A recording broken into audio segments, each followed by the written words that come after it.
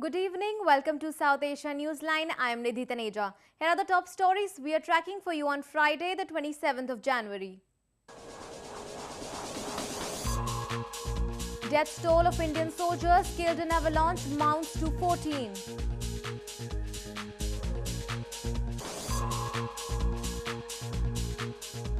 Afghan refugees stranded in Serbia urge Europe to open border.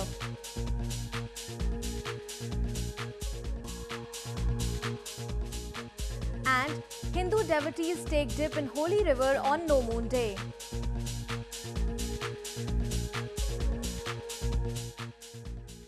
And now for all the details.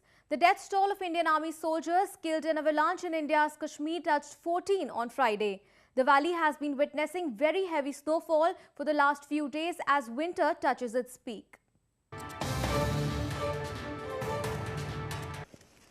Bodies of 4 more Indian soldiers buried under tons of snow in the Gurrez sector of India's Kashmir were recovered on Friday. Avalanches struck an army post and a patrol along the line of control that divides the disputed territory with Pakistan. So far, we have recovered 14 dead bodies of our martyrs. Sir, is a search operation going on or operation is concluded? Presently, the operation has been called off. There are no more missing soldiers. Kashmir has been lashed by very heavy snowfall for last few days. 4 members of a single family also died on Wednesday in the same area when the house they were sleeping in was hit by an avalanche. A lone survivor was rescued. Authorities in India's Kashmir have issued avalanche warnings for many parts of the region as the heavy snowfall has cut off roads, disrupted power and communication lines and forced the evacuation of hundreds of residents. Staying on to news from India. Political temperature is soaring in India, with the northern Punjab province set to go to polls next month. Political parties on Thursday addressed rallies to voters.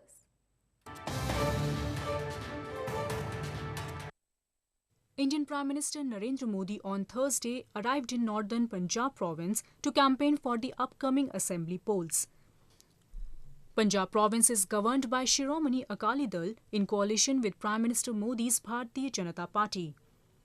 Addressing a rally at Jalandhar, Prime Minister Modi attacked the opposition Congress party, saying it was sinking boat. भाइयों बहनों, सिर्फ सत्ता के लिए Congress party खुद को बचाने के लिए आज चुनाव के अंदर कैसे भी करके कुछ दे दो, इस हाल से गुजर रही है। जो नाव डूब चुकी है,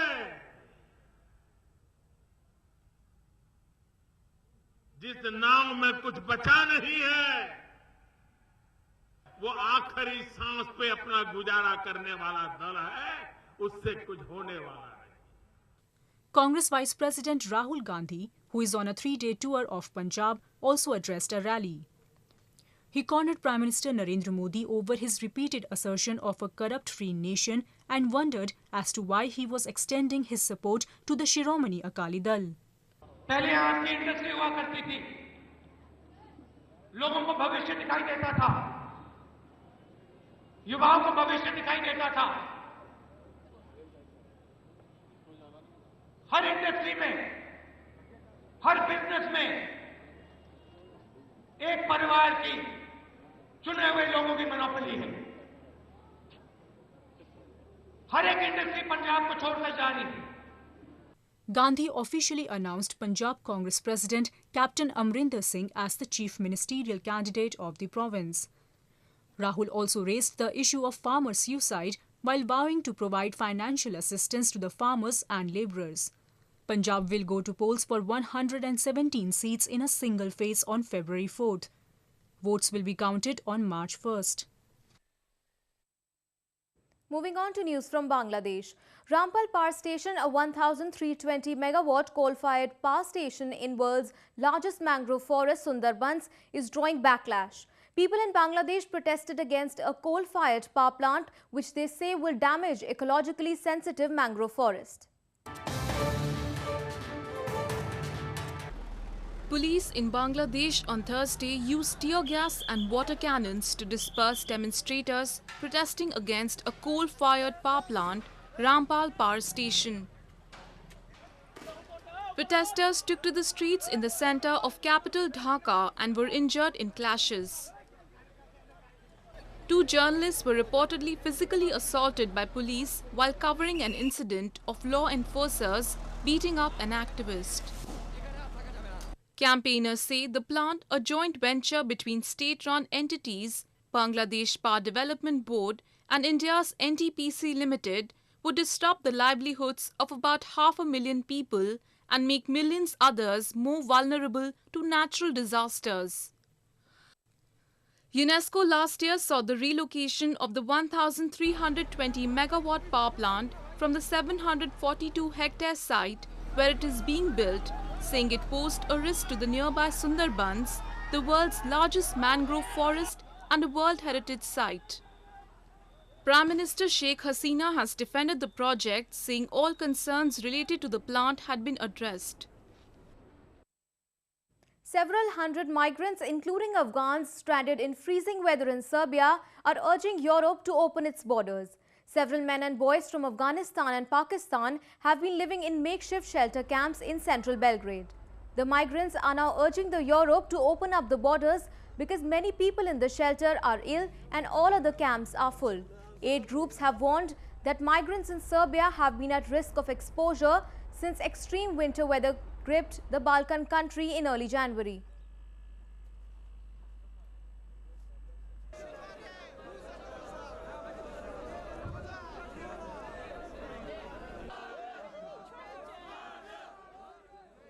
Moving on to news from Pakistan. Customs authority in Pakistan destroyed tons of contraband goods worth millions of dollars. Pakistan is a major junction for drugs flowing out of Afghanistan.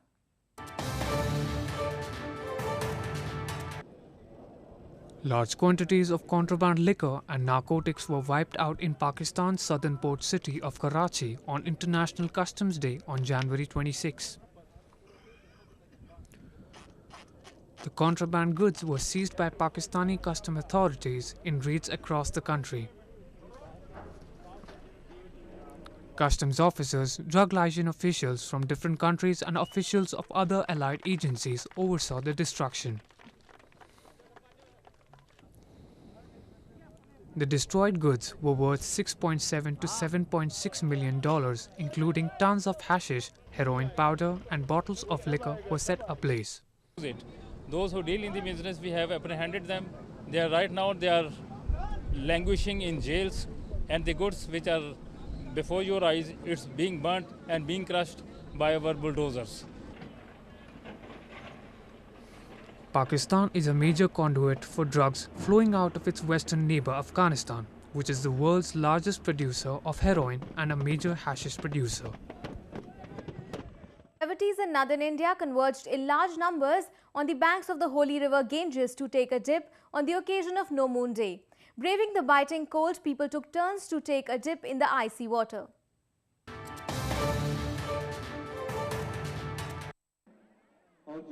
Thousands of Hindu devotees across India took a holy dip in the river Ganges on the occasion of Mauni Amavasya on Friday. People performed rituals for salvation of their ancestors and give donations to priests or needy. It is believed that the water of the Ganges turns into nectar on Mauni Amavasya. स्नान करने के बाद दान किया जाता है, अन्न का दान है, तिल का दान है, कम्बल का दान है, स्वर्ण इत्यादि का दान है, गोदान है, जिसकी जो सामर्थ्य होती है वो दान विधान करता है। आज के दिन स्नान करने से समस्त परिवार का मंगल होता है। Braving the biting cold, devotees in northern Allahabad city thronged Sangam, the confluence of holy rivers of Ganges, Yamuna and the mythical Saraswati, to take a holy dip and offer prayers. Tight security arrangements were put in place to prevent any untoward incidents. Snake charming is a practice of pretending to hypnotize a snake by playing an instrument. The performance may also include handling the snakes or performing other seemingly dangerous acts. Snake charmers in a village in northern India are struggling to keep the dying tradition alive.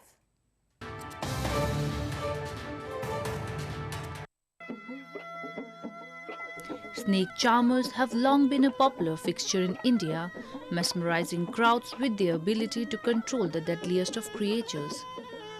A tiny village in Jogidera in India's northern Uttar Pradesh province is trying to keep the centuries-old tradition alive. 60-year-old charmer Bhutinath is a member of an ancient tribe of snake charmers known as saperas, who over the generations have thrived on catching venomous snakes. बाप दादों से पुराना धंधा है साहब, बाप दादे 7 पीढ़ी हमारे गुजर गए और हम लोग भी इसी सीट में चले जाएंगे साहब। बच्चों की कोई सर्विस न नौकरी न कोई साहब देखभाल है साहब। A snake charmer on an average makes $3 a day. A low return from a dying tradition has left some kids to think twice about their future. ये मन लगता है जैसे पढ़ लिख के नौकरी मजारी करेंगे, बड़े आदमी होंगे, कुछ घर द्वार संभालेंगे, फिर ना बच्चे को संभालेंगे, कुछ ये मन करता है बस। The tradition is slowly dying out as authorities seek to enforce wildlife protection laws. Animal rights activists say snake charmers inflict several cruelty on the reptiles, whose numbers are fast dwindling.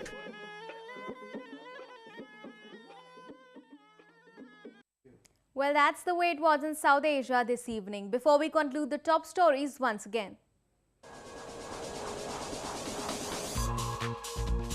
Death toll of Indian soldiers killed in avalanche mounts to 14.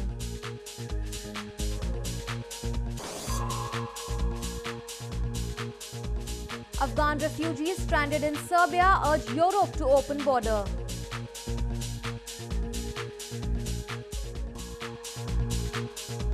And Hindu devotees take dip in holy river on no moon day.